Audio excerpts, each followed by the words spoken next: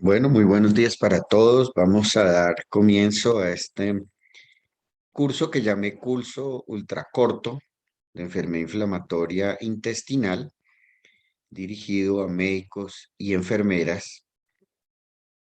Primero que todo, quiero presentarme.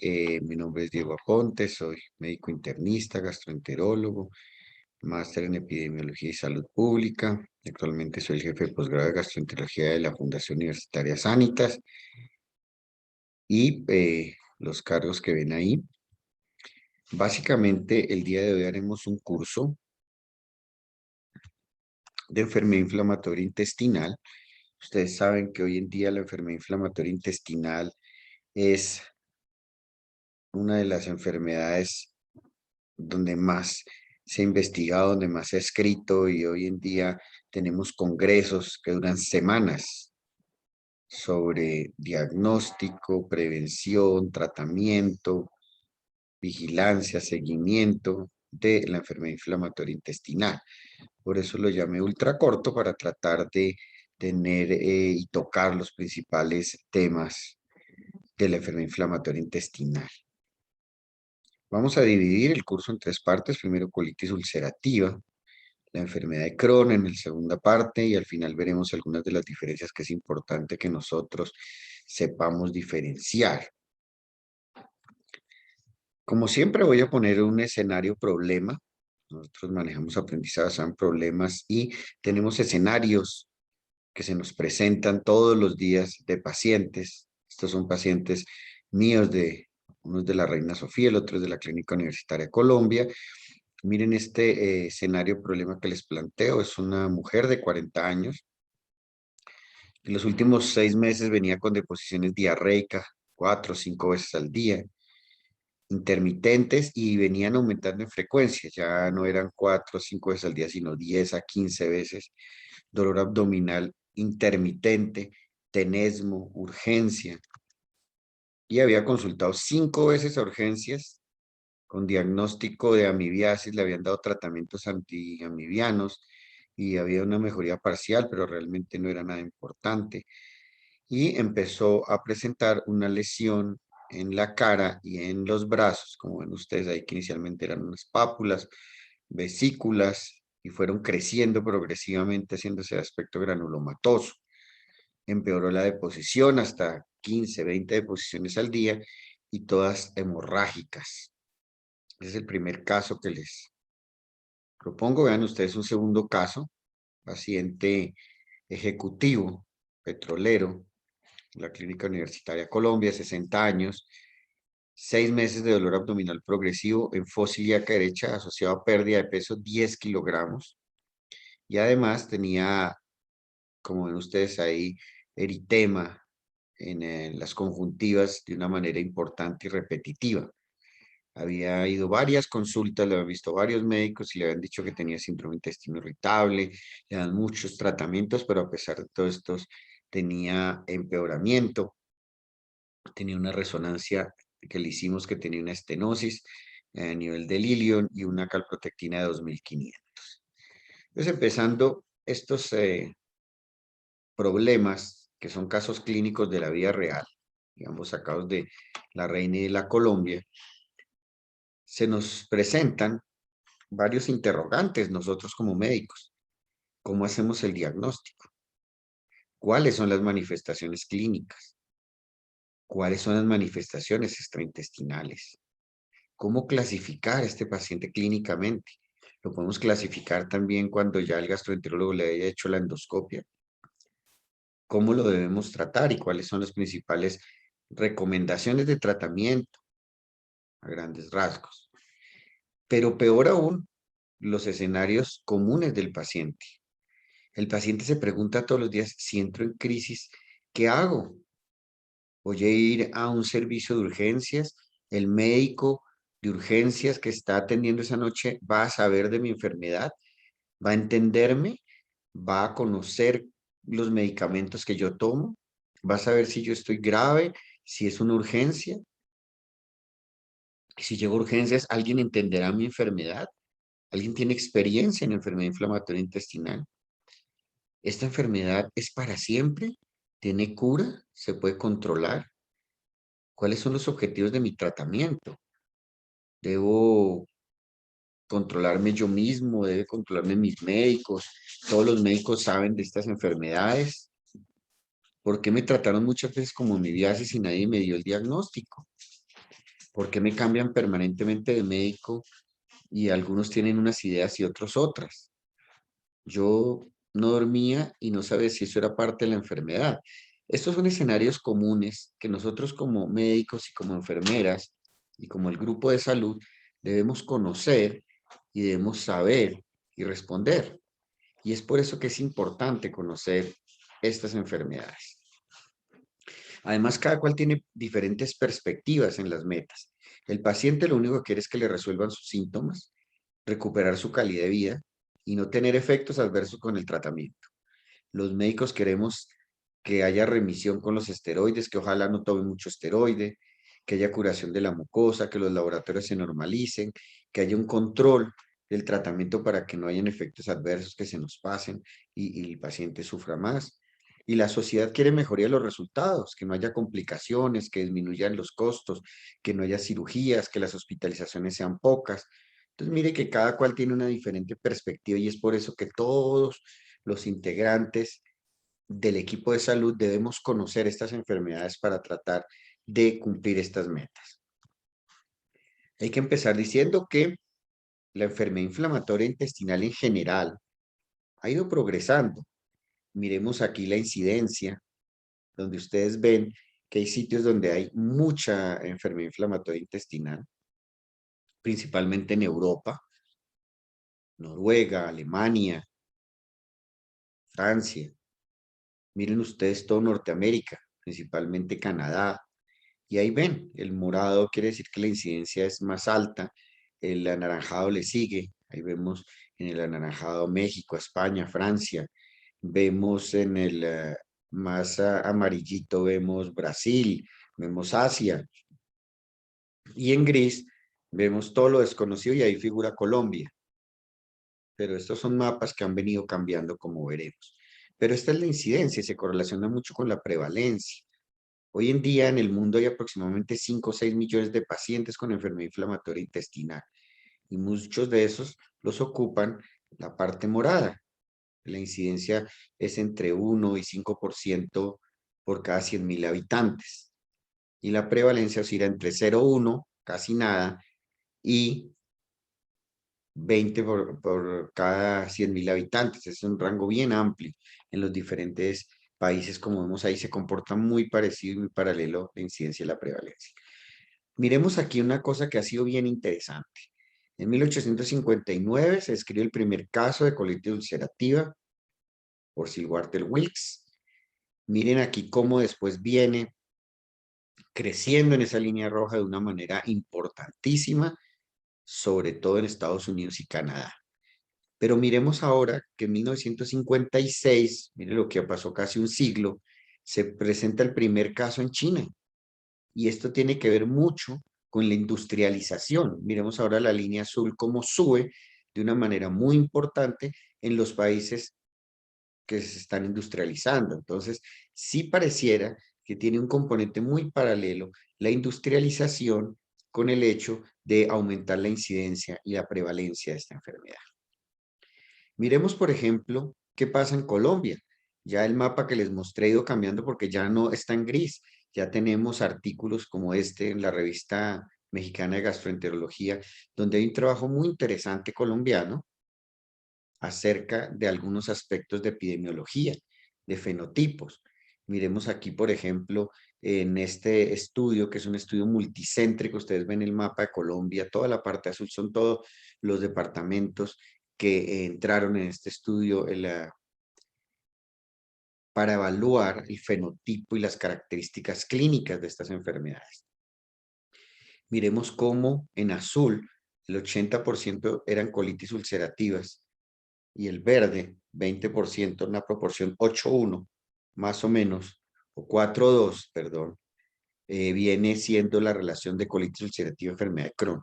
Hay varios estudios que han mostrado, había un estudio antiguo que mostraba que la relación era 10:1 y pareciera que en el mundo la relación siempre es mayor colitis ulcerativa sobre Crohn, pero tiende a reducirse. Y veamos que aquí, por ejemplo, en Colombia, en este estudio es de 4,1 y un pequeño porcentaje menor del 1% no clasificable. Miremos aquí, por ejemplo, la enfermedad de Crohn a la izquierda y la colitis ulcerativa a la derecha. En la enfermedad de Crohn vemos el componente ileal que se presenta en la mitad de los pacientes. Esto es importante porque el Crohn compromete el ilion casi en la mitad de los pacientes. Menos es iliocolónico, que tiene compromiso del colon, pero además del ilion. Si usted mira, el ilion tiene que ver casi que en el 75% de los pacientes y solo colon en el 20%. Por el otro lado vemos la colitis ulcerativa, donde vemos un 30% que son básicamente proctitis, que solamente debutan como inflamación del recto, un 35% compromete toda la región izquierda y un 33% es una colitis ulcerativa extensa.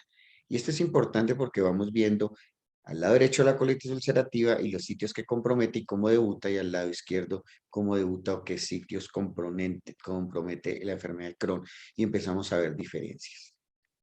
Aquí vemos, por ejemplo, la colitis ulcerativa comparada con la enfermedad de Crohn. Las edades promedio es básicamente 42 años contra 45, la enfermedad de Crohn, pero es casi la misma. Por sexo, en la colitis ulcerativa es igual en hombres y en mujeres, la enfermedad de Crohn ligeramente superior a las mujeres. La hospitalización aquí es bien importante porque realmente en la colitis ulcerativa es 38%, pero mire, la enfermedad de Crohn es el doble de porcentaje de hospitalización. La cirugía, un 6% de la enfermedad de colitis ulcerativa contra un 27% del Crohn. Y miren ustedes la mortalidad 0,7 de la colitis ulcerativa contra 2,2 de la enfermedad de Crohn. Entonces vean ustedes que es mucho más severo la enfermedad de Crohn en casi todos los aspectos.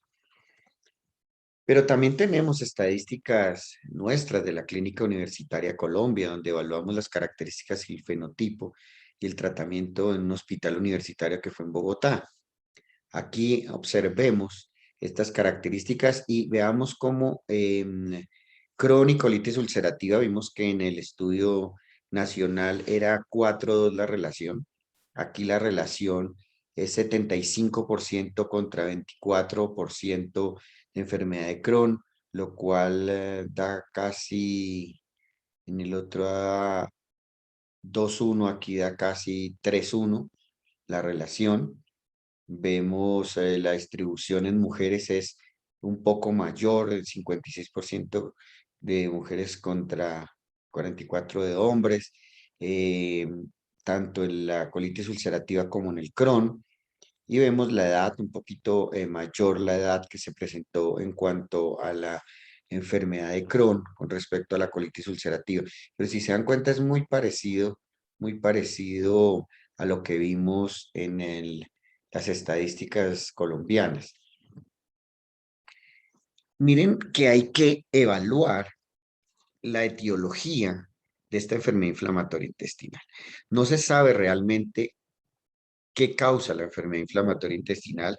No cumple los criterios de ser una enfermedad autoinmune, pero sí es una enfermedad autoinflamatoria y se consideran enfermedades autoinflamatorias con ese término, no autoinmunes. Pero hay algunos predisposiciones, y esto, como en todas las enfermedades, tienen varios elementos o varios frentes, varios factores que actúan en una enfermedad. Está el componente ambiental, el azul, que cada vez toma más fuerza, que tiene que ver el medio ambiente, tiene que ver la industrialización, como les mostré, tiene que ver las alteraciones en las dietas, también muy industrializadas, la falta de consumir alimentos más naturales, la falta de ejercicio, todo eso tiene un componente bien importante. El verde también hay una predisposición genética claramente establecido con algunos genes, no hablaremos de eso, pero todo esto es lo que se llama los somas, la predisposición del ambiente o esposoma, la predisposición genética o genosoma, la predicción del microbioma, que hoy en día, y como veremos en algunos elementos de la fisiopatología, hay algunas alteraciones disbiosis, que ustedes han estudiado mucho hoy en día, que tiene que ver como parte de la fisiopatología de muchas enfermedades, y la respuesta inmune, que es el inmunosoma. Alteraciones de estas cuatro factores van a generar desbalances en el organismo que llevan a manifestar estas enfermedades, bien sea la colitis ulcerativa o la enfermedad de Crohn. Vamos a empezar, como les dije, la primera parte, la colitis ulcerativa. Cuando uno hace una búsqueda sistemática por PubMed, veremos cómo la colitis ulcerativa se ha escrito permanentemente y cada vez se escribe más. Miremos aquí, esto es una línea del tiempo, cuando uno hace en PubMed una búsqueda, uno pone la palabra y ahí le va mostrando el número de publicaciones y cómo van en ascenso, y esto nos muestra la importancia de la enfermedad. ¿Cómo se define la colitis ulcerativa? Es una afección inflamatoria, como les dije, crónica, caracterizada por episodios de inflamación recurrente y remitentes que se limitan a la capa mucosa del colon. Eso veremos la diferencia con el Crohn, que es transmural. Entonces, una enfermedad autoinflamatoria, como les dije. Ya desde Hipócrates se venía describiendo algunos casos de pacientes con diarreas sanguinolentas, pérdida de peso. Pero fue Samuel Wilkes en 1859, en una carta dirigida a Times, al New York Times y a Gaceta Médica, donde mostraba la autopsia de una joven que murió por diarrea sanguinolenta no infecciosa. Y más adelante en otros artículos él la denomina colitis ulcerativa y empieza una entidad que empieza a crecer en diagnóstico, prevención, terapéutica y tratamientos en general. Aquí vemos cómo vamos a entrar un poquito en la fisiopatología. Miremos esta lámina tan bonita donde vemos la diferencia entre la salud, el verde y la inflamación, el rojo, y vemos el lumen intestinal arriba, la mucosa con sus capas, la barrera del epitelio y la lámina propia. Ahora tratemos de profundizar un poquito en la fisiopatología.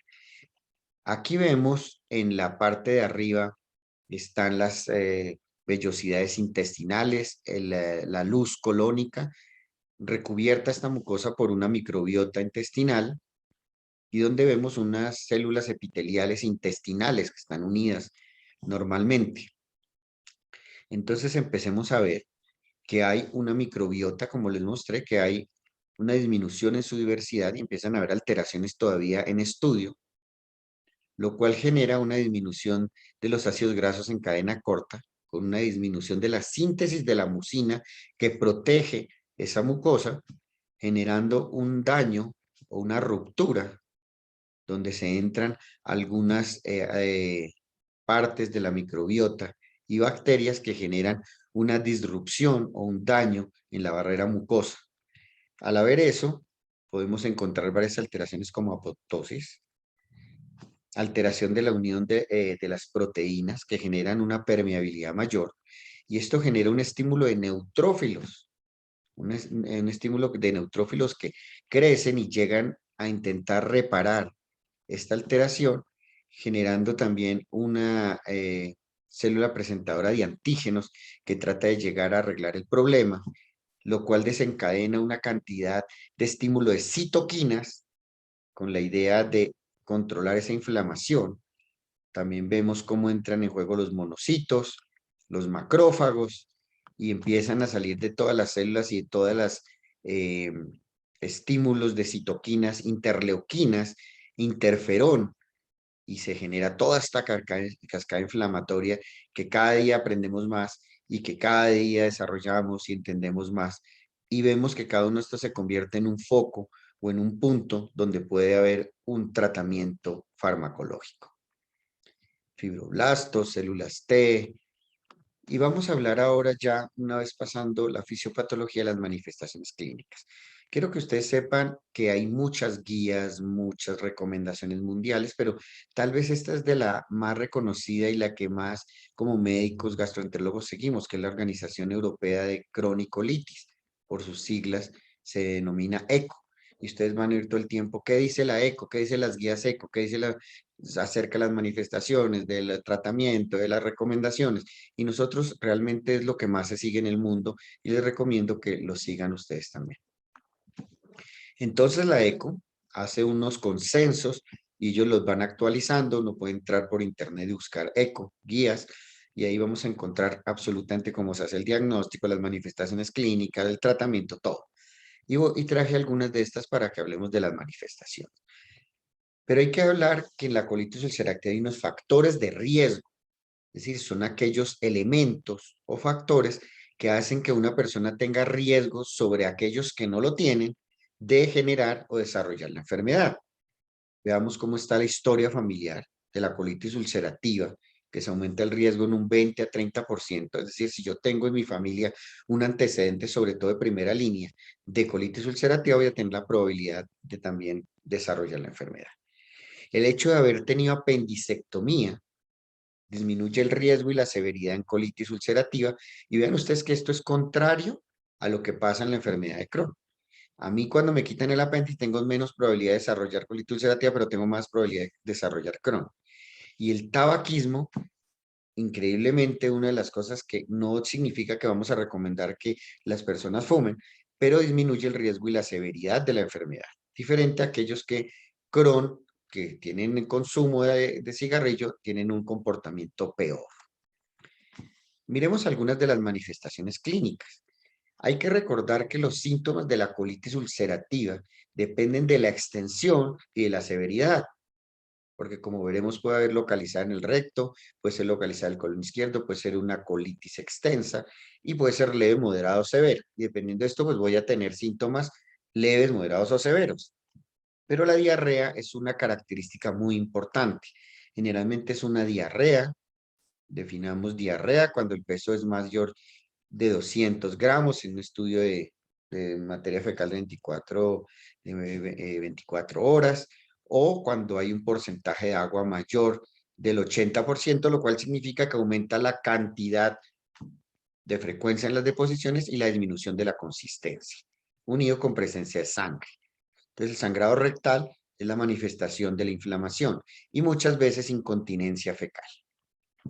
La defecación nocturna, muchas veces, recuerden ustedes que durante el aseo diario las personas acostumbran a hacer deposiciones a unas horas, pero casi nunca una alteración que haga que la persona se tenga que levantar y hacer unas deposiciones que a veces lo despiertan o que se pueden aumentar durante la noche.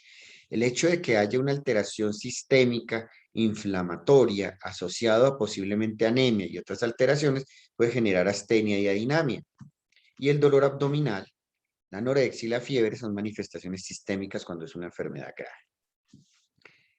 Siempre tenemos que hacer una historia clínica detallada para evaluar cuándo aparecieron los síntomas, cómo es la consistencia, cómo es la frecuencia de la materia fecal, si hay tenesmo, si hay urgencia, si aparecieron recientemente, si hay dolor abdominal, cuáles son las características y en qué sitio está el dolor abdominal.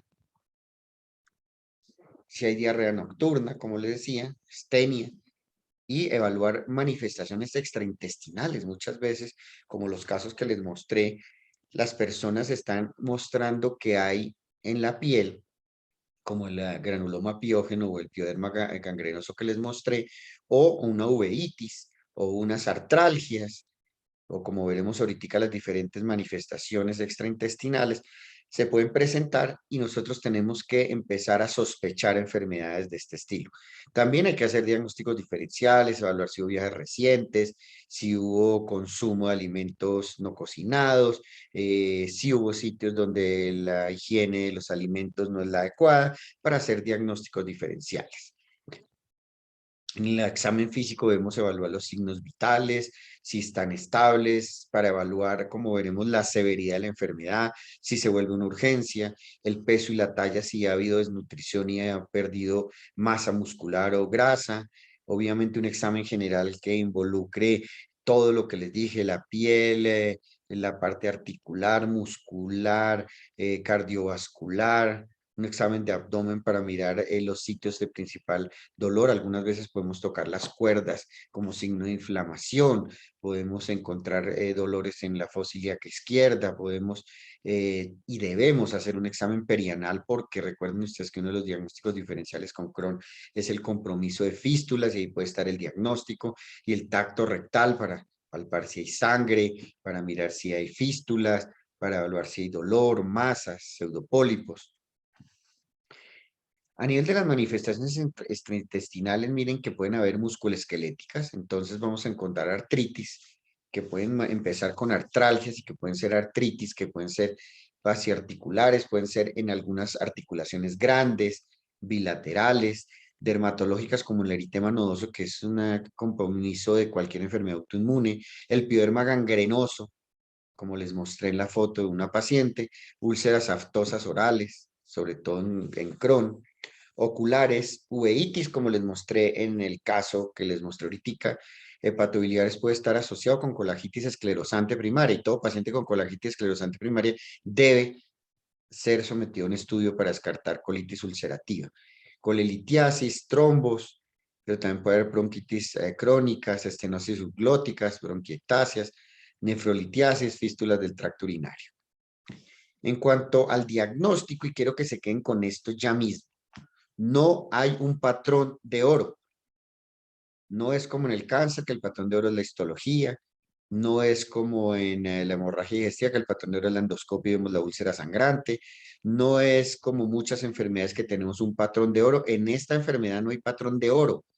Y esto es importante que se queden con esto. La clínica, el laboratorio, las imágenes y la endoscopia junto con la histopatología, al unirlos, hacen el patrón de oro. Es decir, son todas las características que logramos reunir cuando tenemos la sospecha y las unimos que hacen el diagnóstico.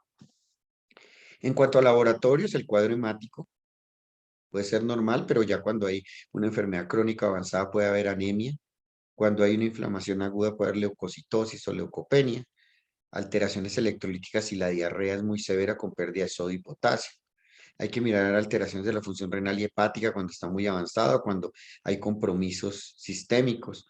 La PCR, que es tan inespecífica pero tan útil aquí porque nos indica y va muy paralelo de acuerdo con la actividad de la inflamación de la enfermedad, igual que como vemos la calprotectina fecal, es una prueba de laboratorio de una manifestación de inflamación y aumento de las proteínas que se correlaciona con la actividad, nos sirve para diagnóstico diferencial también y nos sirve como vigilancia de la actividad de la enfermedad.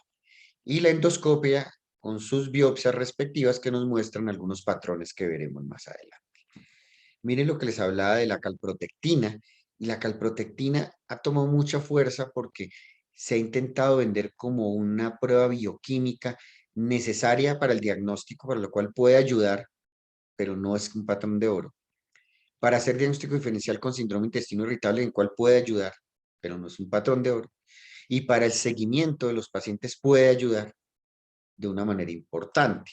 Cuando hay una disrupción de la barrera intestinal, como les mostraba, hay una inflamación crónica, esto genera, como les mostré inicialmente, una liberación de citoquinas y una activación de una respuesta inmune importante con un reclutamiento de polimorfonucleares, como les mostré en la gráfica anterior, y esto hace que de ellos, de los polimorfonucleares, salgan a la luz intestinal todas estas sustancias denominadas calprotectinas, que son todas las azules. Y esta calprotectina fecal genera una ampliación mayor, impulsando la quimiotaxis de neutrófilos y genera mayor liberación de citoquinas y de respuesta inflamatoria. Se ha tratado de vender como una prueba específica y sensible, y es muy útil, como veremos. Las características endoscópicas, una vez decidimos hacer la endoscopia, vamos a ver desde eritema, que es una inflamación muy leve, pasando por friabilidad, donde la mucosa se desprende fácilmente. Ya en enfermedades crónicas, la formación de pólipos, que como no lo son, sino son alteraciones de la mucosa, son denominados pseudopólipos. Recuerden siempre que el compromiso rectal tiene que estar casi que por definición en la colitis ulcerativa.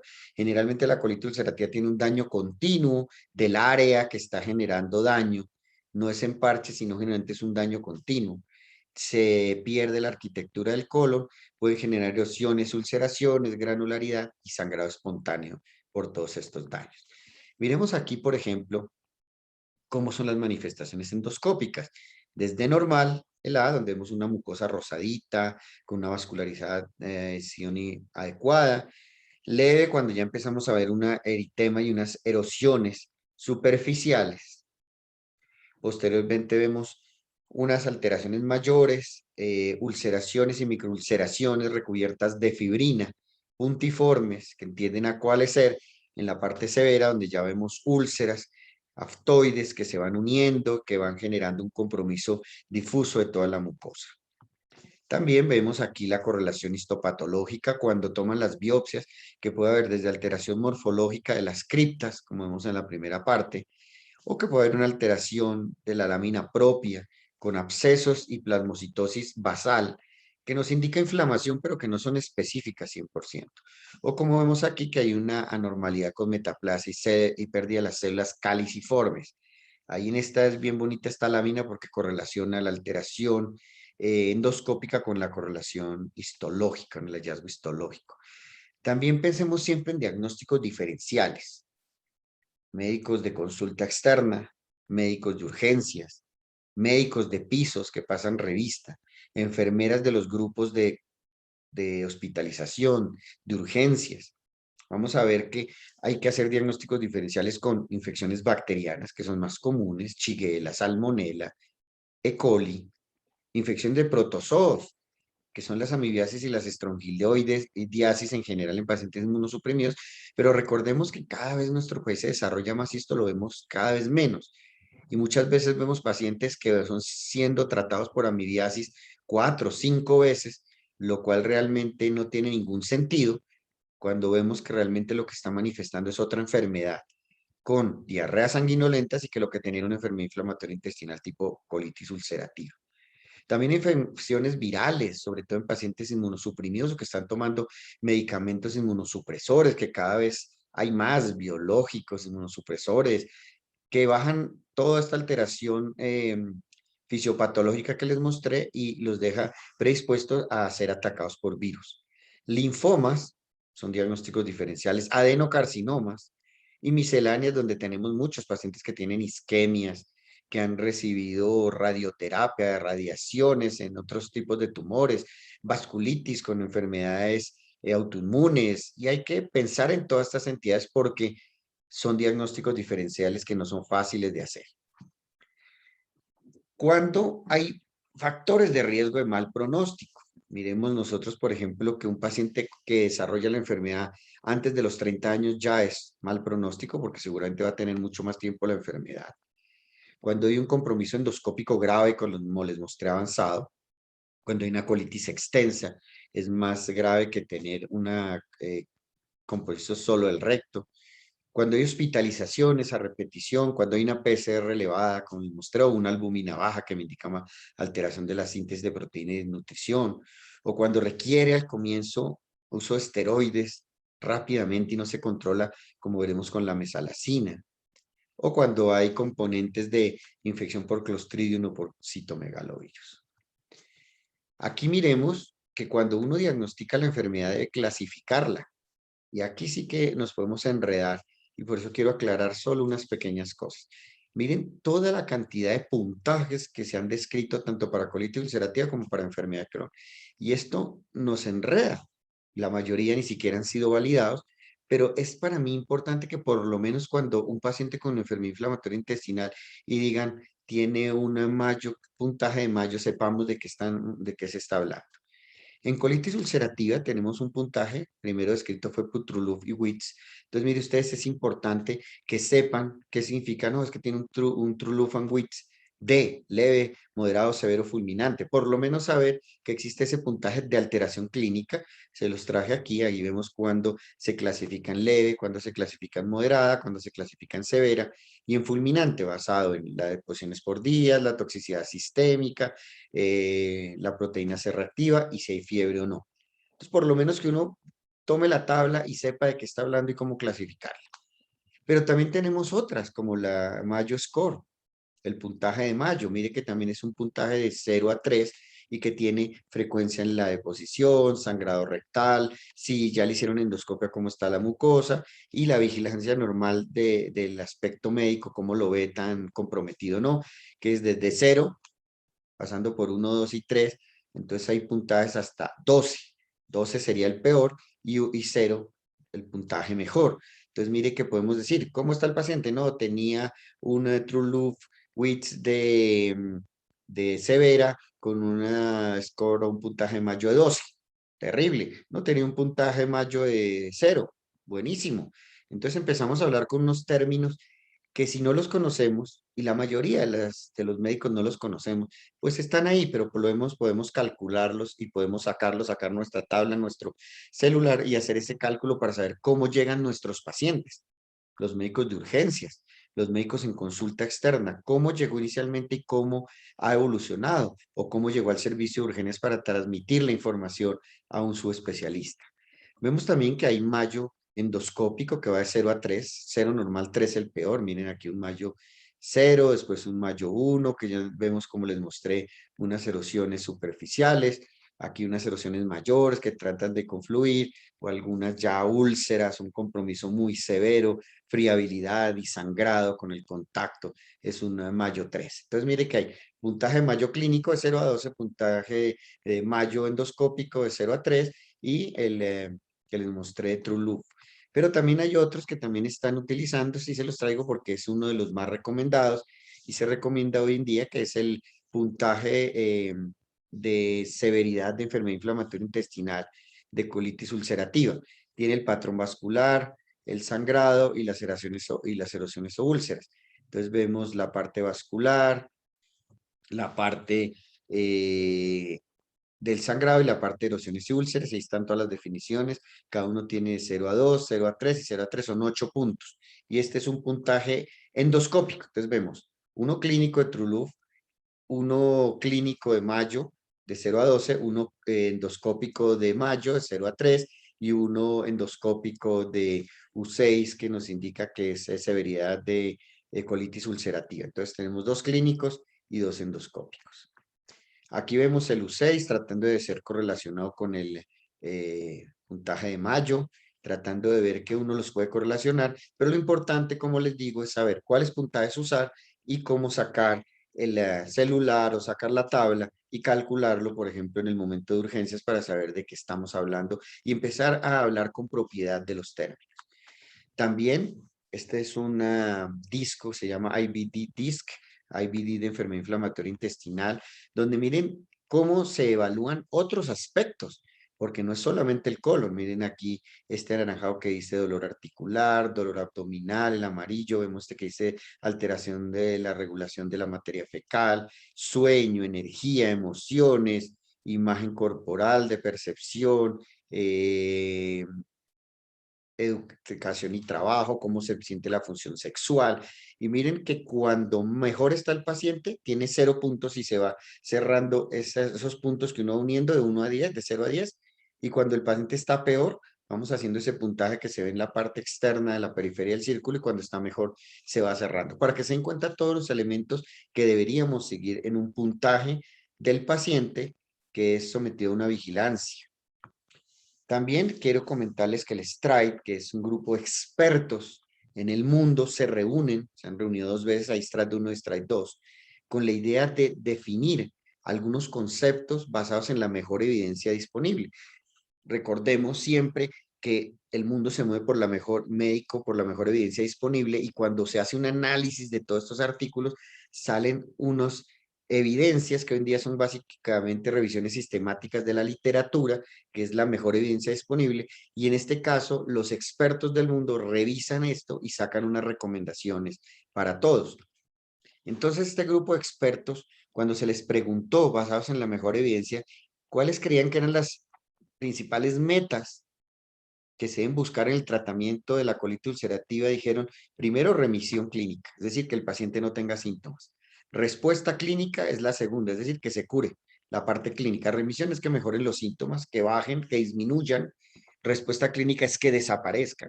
Respuesta endoscópica es el tercero, es decir, que curemos las úlceras y las erosiones y todo lo que hemos visto.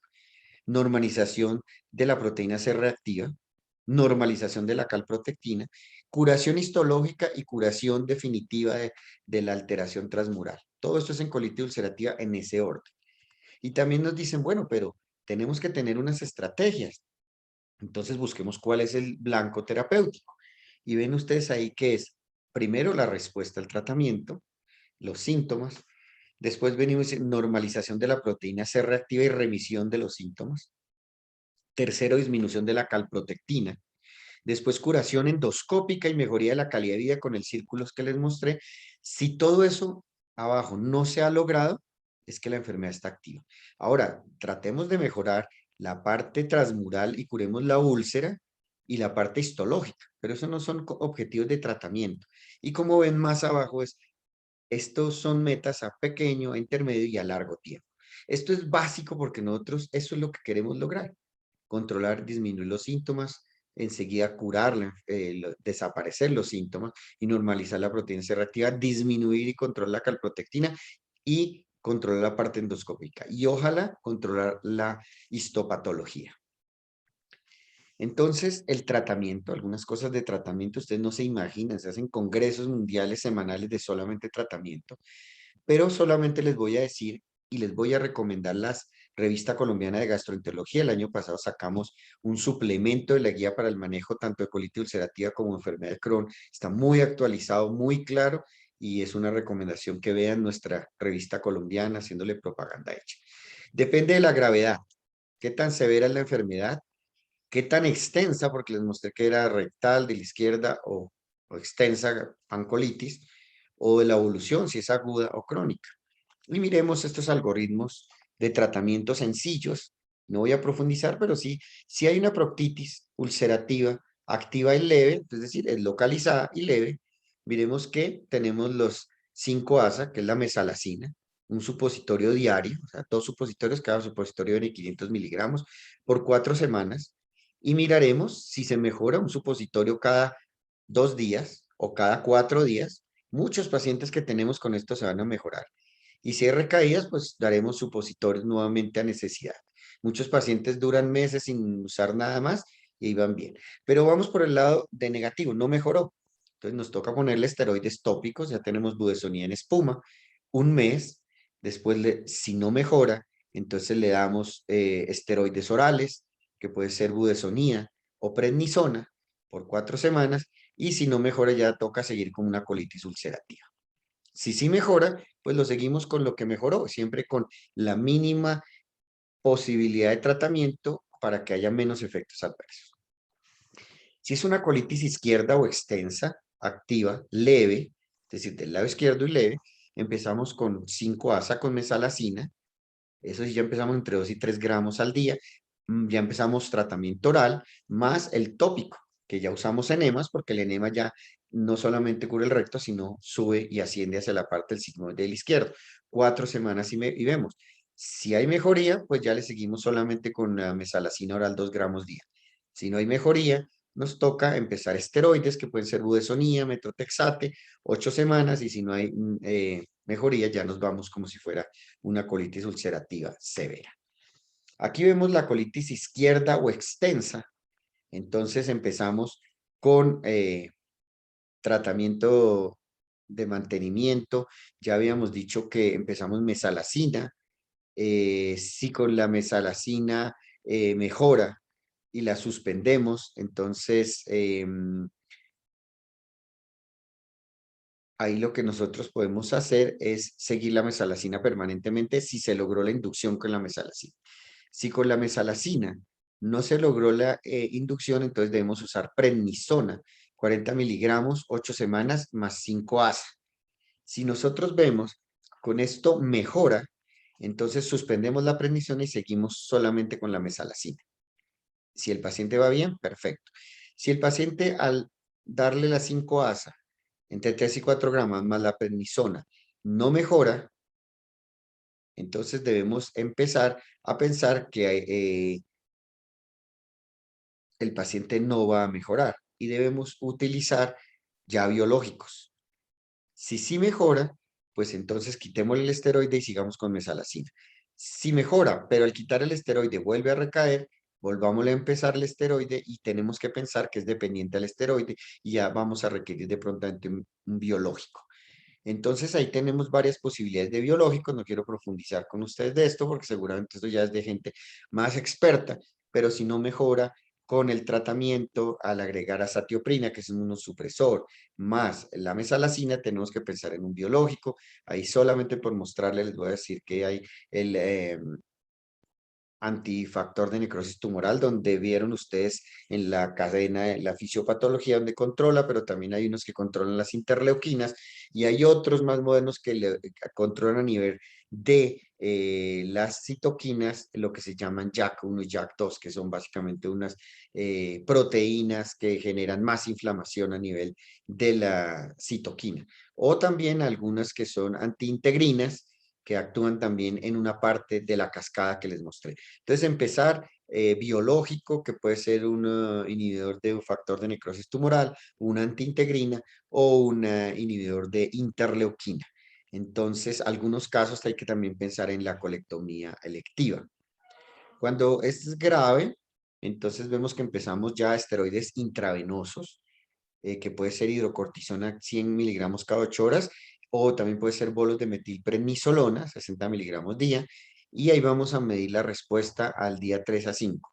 Si sí mejoró, entonces nos vamos con prednisona y pasamos a quitársela después y dejar con azatioprina y con mesalacina si es que se logró. Si no se logró, entonces seguramente vamos a tener que dejar inmunosupresores y mesalacina. Si no se logró con eso, seguramente pensaremos en biológico.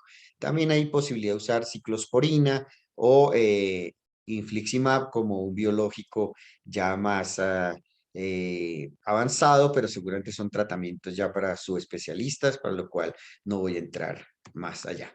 También hay que pensar que la cirugía es una posibilidad de curación en algunas personas y podemos ver los diferentes tipos de cirugía. Está la proctocolectomía, cuando quitamos todo el colon y removemos, solamente dejamos el recto y hacemos una formación que se llama un reservorio con el intestino delgado, o en algunos casos cuando hay unas estenosis se pueden hacer unas resecciones parciales. Esto es para que vean que también hay tratamientos quirúrgicos que deben ser manejados en grupo, entre cirugía y gastroenterología, con coloproctología y con varios expertos en el tema, tomando la mejor decisión para los pacientes.